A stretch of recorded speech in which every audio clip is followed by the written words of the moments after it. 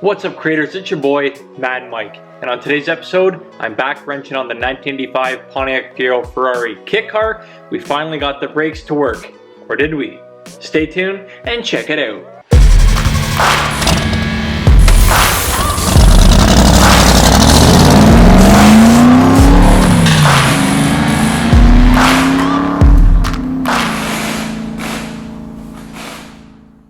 Alrighty, guys and girls, back working on the 1985 Pontiac Fiero Ferrari Kitcar. This is a Kitcar replica of a Ferrari Koenig Testarossa.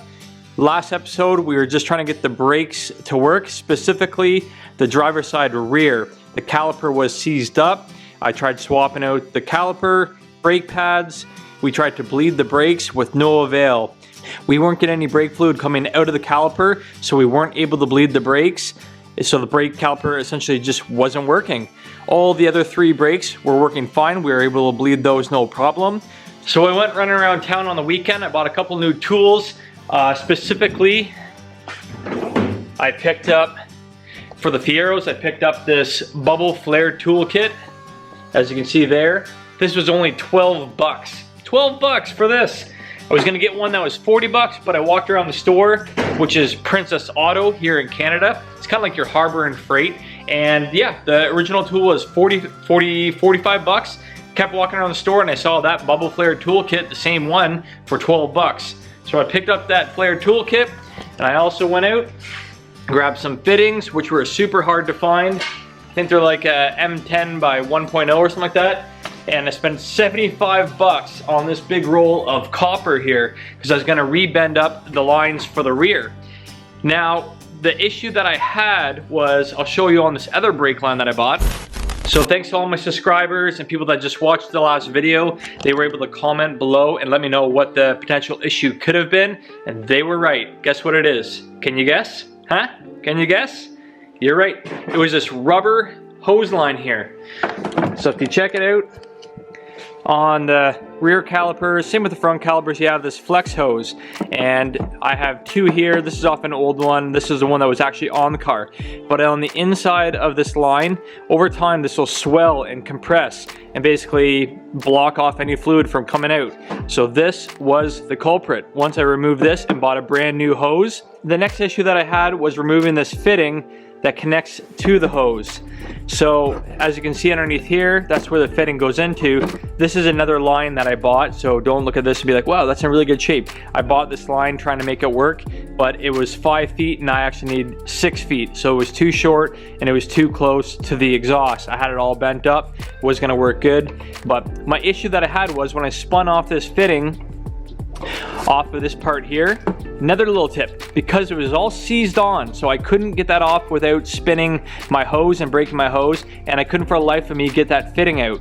So to anybody looking at removing rusted bolts or anything, go out and buy some MAP gas with a torch kit on the end. This will save your life, because I was able to use this torch and heat up all of my fittings, my bleeder valves, etc., and I was able to remove the nuts no problem. So once you heat it up with this MAP gas, go out and grab yourself some WD-40 PB Blaster.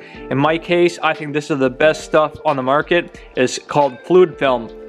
Spray a little bit of this stuff here on it with a little bit of heat, and you'll be able to crack loose any stubborn nuts, bolts, or in my case, nipples or bleeder valves. Yeah, I said nipple again, guys. So the problem that I had was, like I was showing you, I took that fitting there, not this specific one, but the one that was on the car. When I finally got it loose, it just spun the line off and ripped right out of the hose. So my brake line was no bueno. I went out and bought all of that copper line hose, the flaring tool, and I bought this new hose, which didn't work as well. But the old hose that was on the car, it was still in great shape on both ends. I was able to crack loose the other end, no problem, in the T-fitting area. And on the far end, I probably had about, I guess it started off at about 3 inches where that fitting was, but then where it spun off, I was left with about 2.5 inches.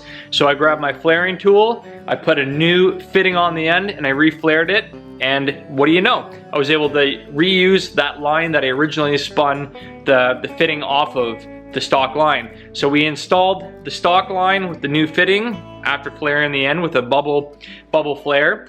We installed the new rubber flex hose to the new caliper with the new brake pads. And then what I did was I came over here, I grabbed my bleeder valve with my vacuum pump, and for about, I don't know, I would say a good 40 minutes or longer, I just kept pumping away, because I didn't have anybody else sit in the car and bleed the brakes with me. So after pumping for about 40 minutes, I started getting a lot of air to come out of the lines, but eventually I got some fluid to come out of the lines. And what do you know? We started getting no air in the lines and just straight fluid, kept topping off the master reservoir area, and yeah, I hit the brakes. We have brakes. The other good thing, since I've owned this car, I have never been able to have the car in neutral and been able to roll it around freely. Because this brake was locked up and the passenger side was also a little bit stiff, it wasn't releasing fully, I could never roll this car. I could have it in neutral on a hill and it wouldn't go anywhere. But now I'm able to grab this car and I can move it forward and back, no problem. So it rolls underneath its own power. The other good thing is if I drive it now, there's no resistance. It feels a lot faster, which obviously is the case because the brake is not being applied and it's not going to heat up the rim and cause resistance.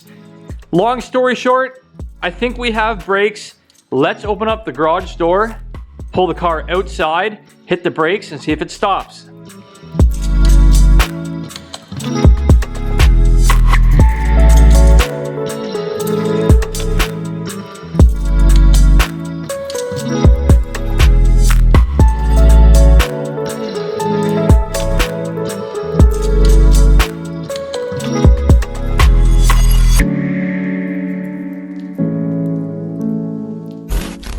Got the car out of the shop, just pulled it out in gear and kind of let it roll to a stop. So I think what we're gonna do now is hop inside of it. I can't pull it out onto the main road because there's a swamp at the corner of my driveway here. As you guys can see there, I don't really want to drive through this because I'll just sink right into it.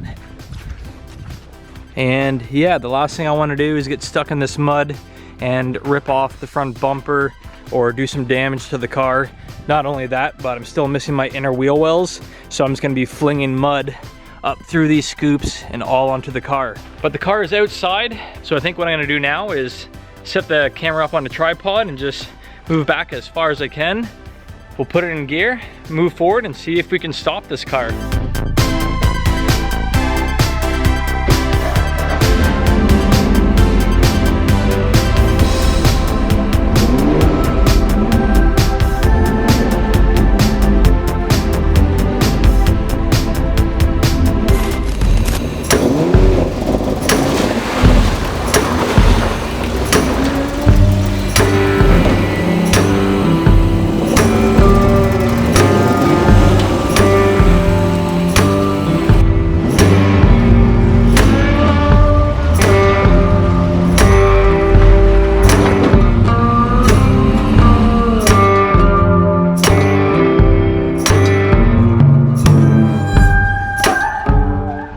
Well, we have brakes, guys. The Pontiac Fiero runs, drives, and now it officially stops. But I did what I said I don't want to do, which is squirt mud all over the side of the car. It's too muddy on my driveway. You gotta have a look at my truck here and the car. I got mud everywhere. The car came forward. Obviously it stopped. It was hard to get traction because it is just a mud pit back here. So I got mud flinging all the way up through that scoop, all the way onto the engine bay, all back here, mud everywhere. And as you guys can see, yeah, just a big mud pit. I got mud all over the back of my truck.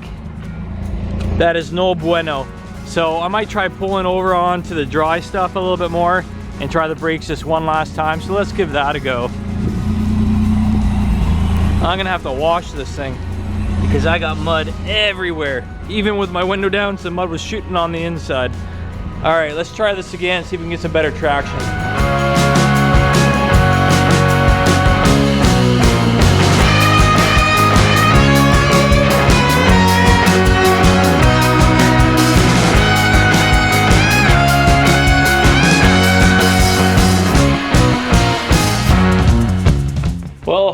that the car is completely covered in mud, I think I'm gonna grab the hose. I think it's warm enough out to where the hose isn't frozen.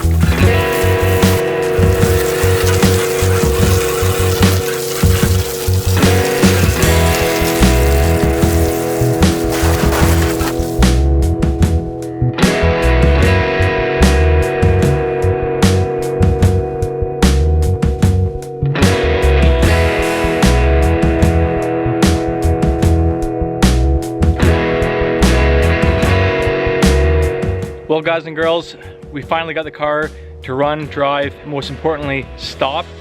Got the car all washed up. That's gonna be it for today's episode. So make sure to leave it a like, subscribe, and we'll catch you guys next time. Ciao, ciao.